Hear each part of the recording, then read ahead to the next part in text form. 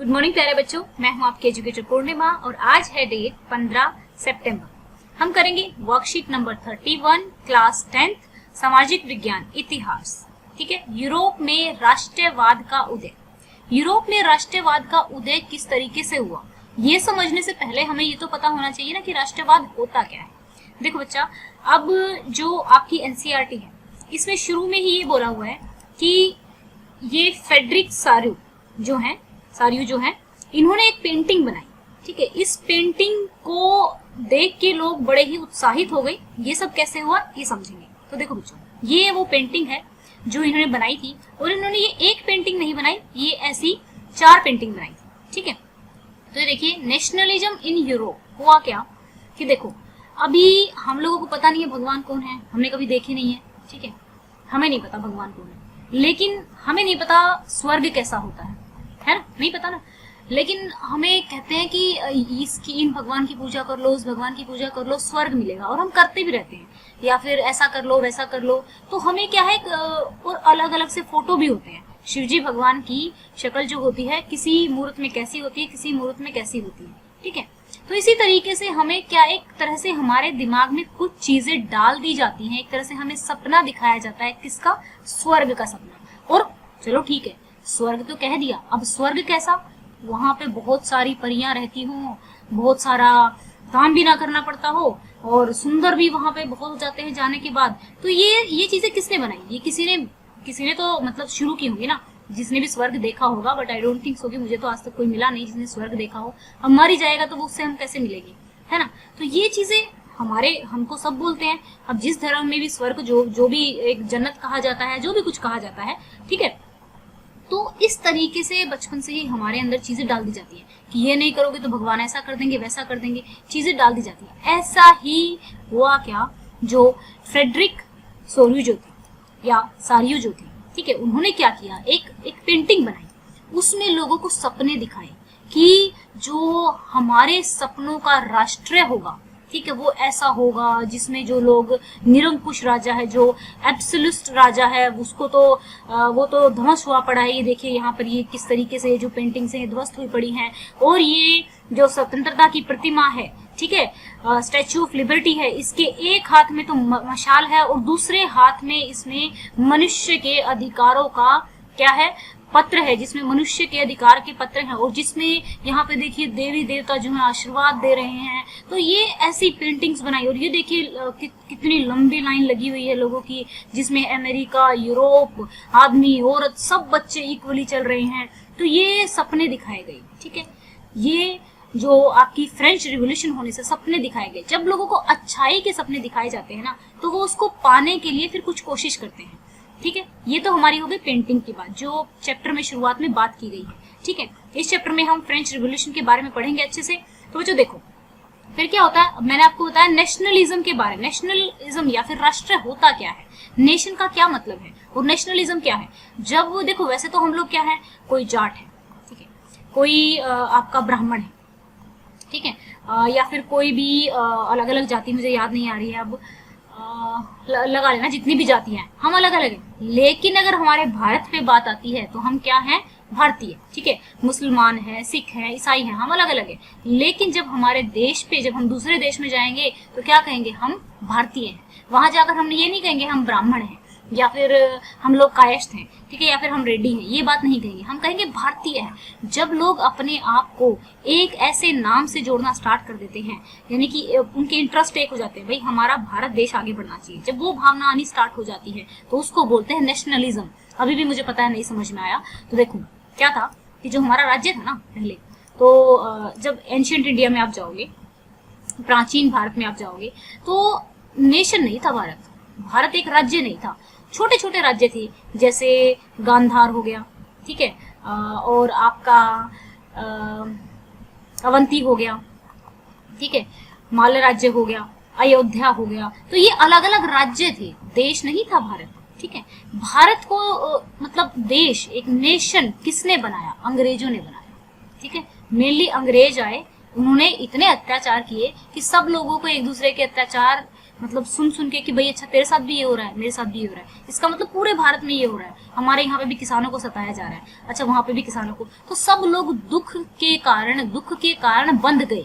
अब उस दुख से लड़ने के लिए, ये दुख जो थे अंग्रेज थे, इस दुख से लड़ने के लिए पूरा देश एक हो गया, क्योंकि ये एक सत्ता ऐसी थी जिसने पूरे देश पे राज किया। अब इस एक को भगाने के लिए पूरा देश एक हो गया, तो क्या हो गया, नेशनलिज्म आ गया। इसी तरीके से यूरोप में भी लोग जो सताए जा रहे थे एकजुट हो गए। ठीक है, जब लोग एकजुट हो जाते हैं भारी मात्रा में एक क्षेत्र में, तो एक तरह से वो नेशन बन के तैयार होता है। तो यहाँ पर बात की गई है कि नेशनलिज्म इन यूरोप, यानी कि यूरोप में राष्ट्रवाद का उदय ही क्यों हुआ। तो हुआ ये कि सताए तो लोग जा ही रहे थे। ठीक है, बड़ी ही इंटरेस्टिंग कहानी है। अभी आगे जब पढ़ेंगे इसको, तो आज तो सिर्फ एक तरह से कह सकते हैं कि इंट्रो है। ठीक है, आज तो सिर्फ ट्रेलर है इस चैप्टर का, आप जब आगे पढ़ोगे तो बहुत मजा आएगा।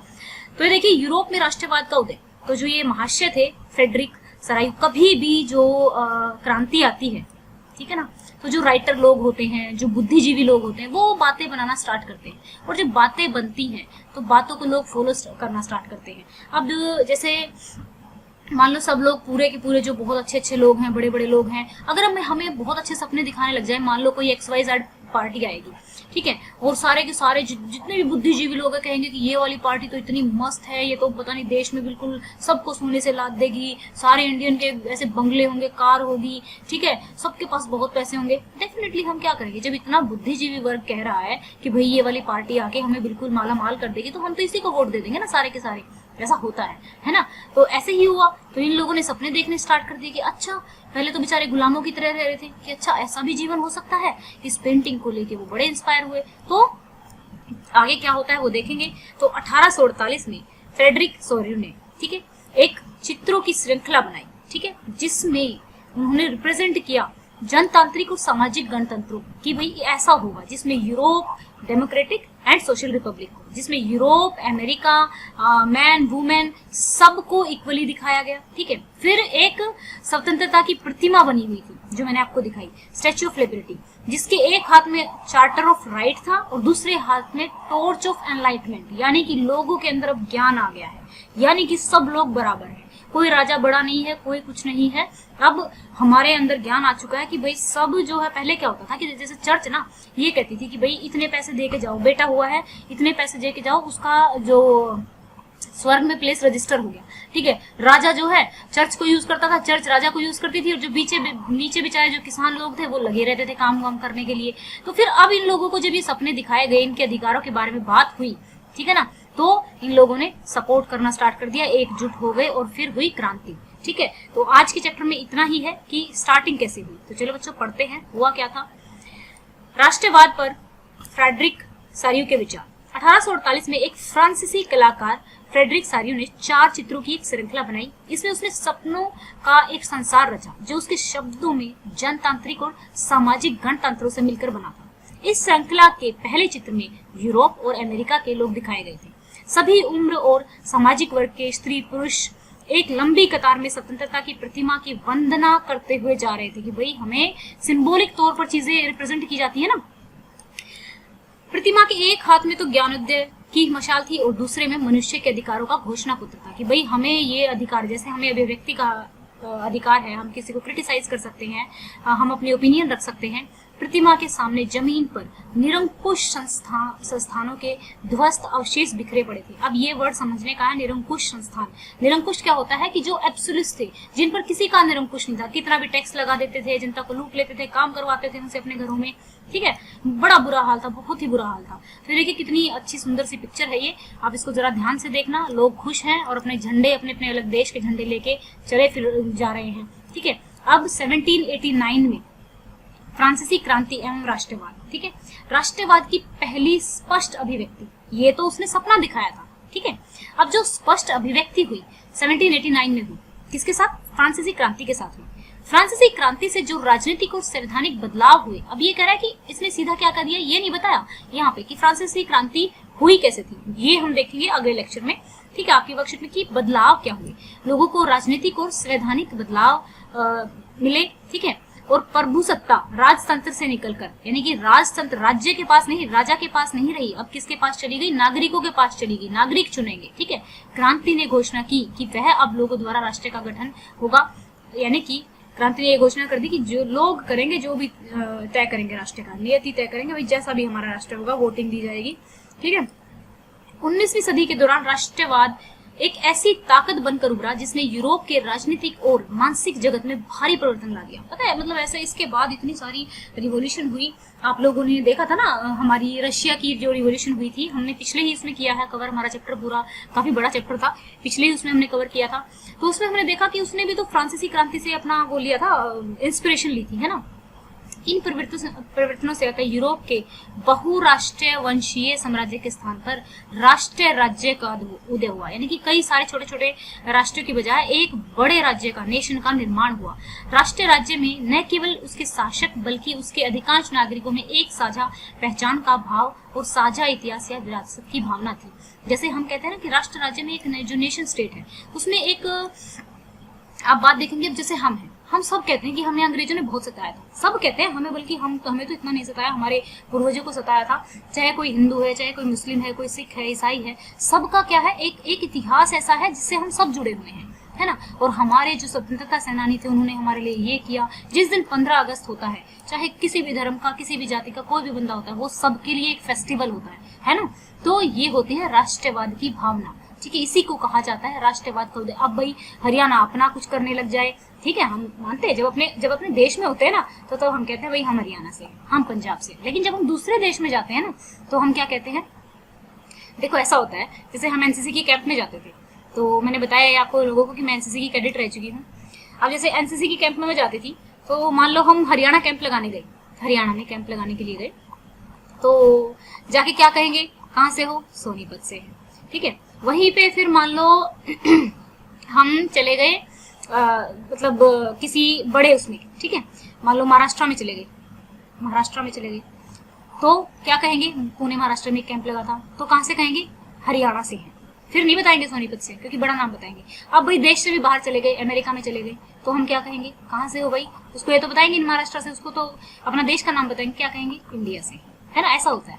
तो इसीलिए मतलब जो हमारा देश है, हमारी जो एक पहचान होती है, जब एक देश के रूप में हर नागरिक अपने आप को एक देश के रूप में पहचानने लग जाता है, और जो इंटरेस्ट होते हैं देश के, अपने देश के नाम पर जब उठ खड़ा होता है और बंध जाते हैं एक साथ, तो तब उदय होता है नेशनलिज्म का। ठीक है, अब जो हमारा जो अंग्रेजों के खिलाफ जो आंदोलन हुआ था, मेनली हमारे देश में राष्ट्रवाद तब आया था। ठीक है, तब लोग एक साथ जुड़े थे, अदरवाइज तो ऐसे ही मतलब एक दूसरे को राज्य की उस पर लड़ते जा रहे थे। अब चलेंगे हम, अच्छा हमारा ये रहता है 4 चीजें राष्ट्रवाद के उदय के कारण क्या रहे थे जो राष्ट्रवाद हुआ था। एक तो निरंकुश शासन व्यवस्था, ये शासन व्यवस्था ऐसी थी जिस पर किसी का अंकुश नहीं था, किसी का वो नहीं था, अपनी मर्जी से टैक्स लगाए, अपनी मर्जी से लोगों को पीट पाट दिया, गरीब लोगों को अपने खेत में काम करवा लिया। ठीक है ना, मतलब कोई रूल ही नहीं है, जो मन किया इनका और चर्च का, और जो कुछ ऊपर वाले लोग थे, जो हम अगले लेक्चर में जानेंगे। फिर उदारवादी विचारों को प्रसार, उदारवादी लोगों को कहने लगे कि भाई राजा, मतलब लोगों की जो भावनाएं हैं उनको भी समझना चाहिए, सब लोग इक्वल हैं। तो इस तरीके के जो विचार हैं वो उनका प्रसार होने लगा, जो एक तरह से जो एजुकेशन आई उससे बहुत फायदा मिला। स्वतंत्रता, समानता, बंधुत्व का नारा, यानी कि भाई सब लोग स्वतंत्र हैं, सबको समान अधिकार मिलना चाहिए, और हम लोग सब भाई हैं, ऐसा कोई राजा कोई बड़ा छोटा नहीं है। शिक्षित मध्य वर्ग की सबसे ज्यादा भूमिका, इन लोगों ने मेनली क्या किया, अपने विचार प्रकट करने स्टार्ट किए। ठीक है, तो इससे और ज्यादा मैं कह रही हूँ ना कि जितना ज्यादा विचारों से प्रभावित होता है ना इंसान, तो मतलब कोई बहुत अच्छा जब विचार होता है इंसान, आप ही देख लो ना, जब तक आप अपने दिमाग में कुछ सोचोगे ही नहीं तो करोगे क्या। ठीक है, तो सबसे पहले सोच आती है कि अच्छा मेरे को डॉक्टर बनना है या मेरे को साइंटिस्ट बनना है। जब आपके दिमाग में कुछ आएगा, सोच आएगी, तभी तो आप कुछ बनने की कोशिश करोगे। तो ये सोच जो थी उन्होंने डाल दी थी सब देशवासियों के उसमें। तब तक तो देशवासी नहीं थे, देशवासी तो एक जैसा दुख होने के कारण ये लोग बन गए थे, क्योंकि एक जैसी राज्य व्यवस्था से ये सताए जा रहे थे, है ना। तो बच्चों अब हम पढ़ेंगे क्वेश्चंस, और ये चैप्टर जो है आपका बड़ा ही इंटरेस्टिंग चैप्टर है और आप अच्छे से इसको पढ़ेंगे।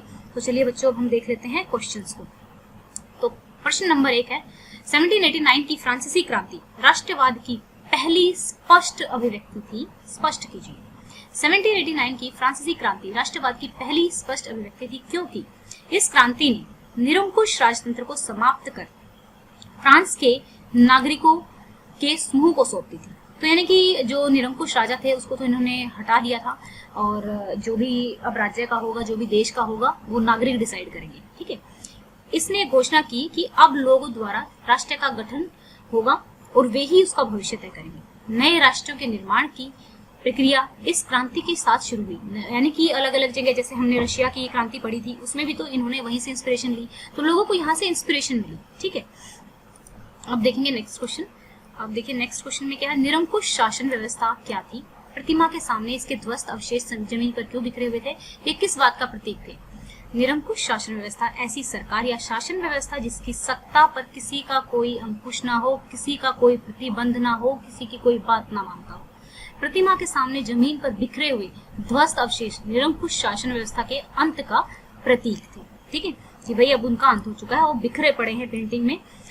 अब देखिए 19वीं शताब्दी के यूरोपीय राष्ट्रवाद की प्रकृति को लिखिए। 19वीं शताब्दी के यूरोपीय राष्ट्रवाद की प्रकृति, एक राष्ट्र राज्य के उदय की भावना हुई। ठीक है, नागरिकों में एक साझा पहचान की भावना बनी, साझा इतिहास और विरासत की भावना बनी। ठीक है ना। फ्रेडरिक सोरियू के चित्रों की प्रमुख विशेषता की पहचान कीजिए। फ्रेडरिक सोरियू के चित्रों की प्रमुख विशेषता क्या थी? अपने चित्रों में कल्पना के आधार पर आदर्श राज्य और समाज को दर्शाया था, जनतांत्रिक और सामाजिक गणतंत्र के सपनों को साकार रूप देने का प्रयास किया था, सभी वर्गों के स्त्री पुरुषों को स्वतंत्रता की प्रतिमा की वंदना करते हुए दर्शाया था, चित्रों के माध्यम से मनुष्य के अधिकारों के घोषणा पत्र को भी दर्शाया था। तो ठीक है बच्चों, ये थी हमारी आज की वर्कशीट। आई होप आपको अच्छे से समझ में आ गई होगी, लेकिन अगर कोई भी डाउट है तो जरूर मुझसे पूछेंगे, क्योंकि अगर ये आपको समझ में नहीं आया तो आपको अगला चैप्टर भी नहीं समझ में आएगा। फिर भारत में राष्ट्रवाद कैसे आया तो वो भी आपको नहीं अच्छे से समझ में आएगा।